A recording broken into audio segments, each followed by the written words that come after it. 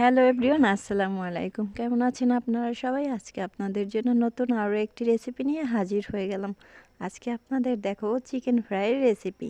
Restaurant স্টাইলে আমি কিভাবে ঘরে বসে চিকেন ফ্রাইটা তৈরি করি আজকের ভিডিওতে আমি A to Z আপনাদের দেখিয়ে দেব।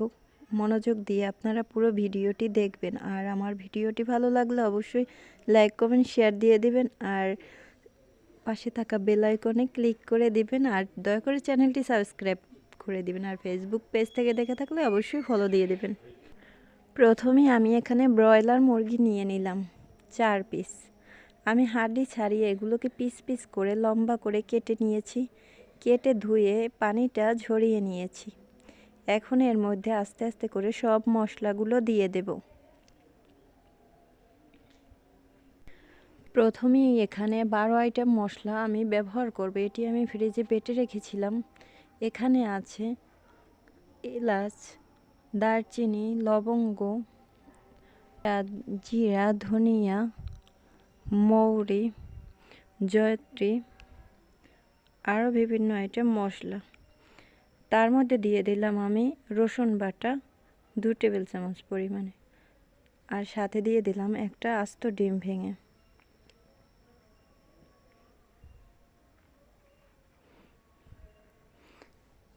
হলুদের গুঁড়ো দিয়ে দিলাম 2 টেবিল চামচ পরিমাণে। মরিচের গুঁড়ো দিয়ে দেব 1.5 টেবিল চামচ পরিমাণ।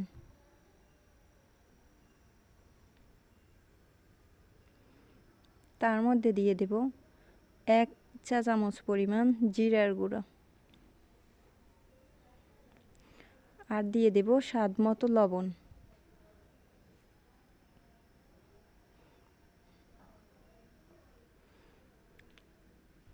লবণটা দেয়া হয়ে গেলে সব মশলাগুলো একসাথে মিশিয়ে নেব। আপনারা চাইলে হাতের সাহায্যেও মিশাতে পারবেন, আমি একটি চামচ ব্যবহার করছি এখানে। মিশানো হয়ে গেলে তার মধ্যে দিয়ে দেব সস, টমেটো সস দিয়ে দেব, আর দিয়ে দেব ভ্যানিলা এসেন্স। এগুলো আমি একসাথে মিক্সড করে নেব।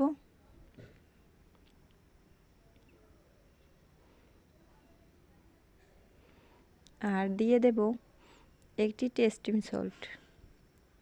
টেস্টি সল্টটা দেয়া হয়ে গেলে আমি এখানে ভালোভাবে এগুলোকে মিক্সড করে নিচ্ছি।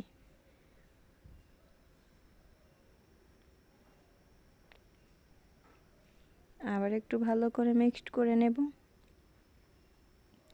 মিক্সড করা হয়ে গেলে আমি এটিকে ঢাকনা দিয়ে 20 মিনিটের জন্য রেস্টে রেখে দিব। আপনারা চাইলে ফ্রিজেও রেখে দিতে পারেন। অন্য পাশে আমি এইখানে ময়দা ব্যবহার করেছি 2 কাপ পরিমাণে।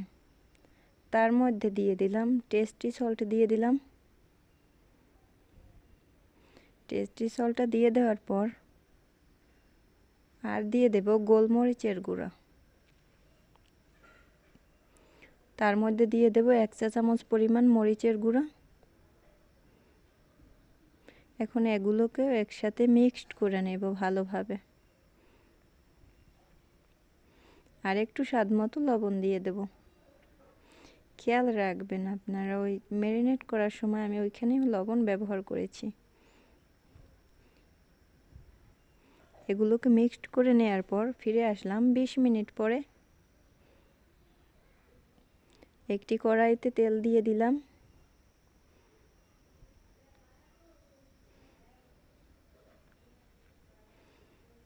তেলটা গরম হয়ে গেলে আমি এই ময়দার ভিতর পিসগুলোকে ভালোভাবে মিশিয়ে তারপর এক এক করে ভেজে নেব।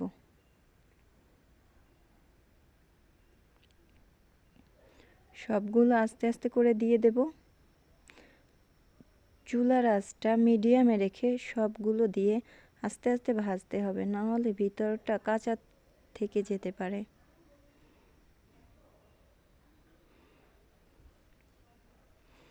চুলার আঁচটা মিডিয়ামেই রাখবেন। হাইতে দিলে পুড়ে যাওয়ার সম্ভাবনা আছে। চুলার আঁচটা যদি মিডিয়ামে রাখেন তাহলে সবগুলো অনেক টাটকা হবে, খেতেও অনেক মজাদার ও সুস্বাদু হবে।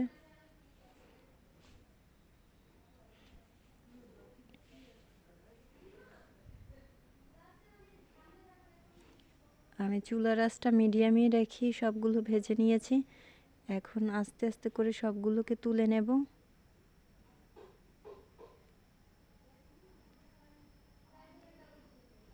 আমার রেসিপিটি যদি ভালো লাগে অবশ্যই আমার চ্যানেলটি সাবস্ক্রাইব করে দিবেন।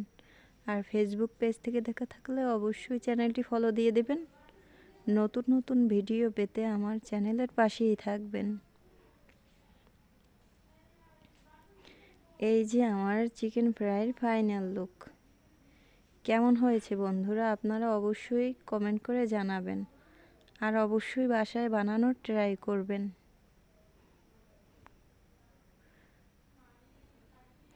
আজকের মতো এ পর্যন্তই। ভালো থাকবেন সবাই। ফিরে আসবো আবার কোনো নতুন ভিডিও নিয়ে। Bye bye.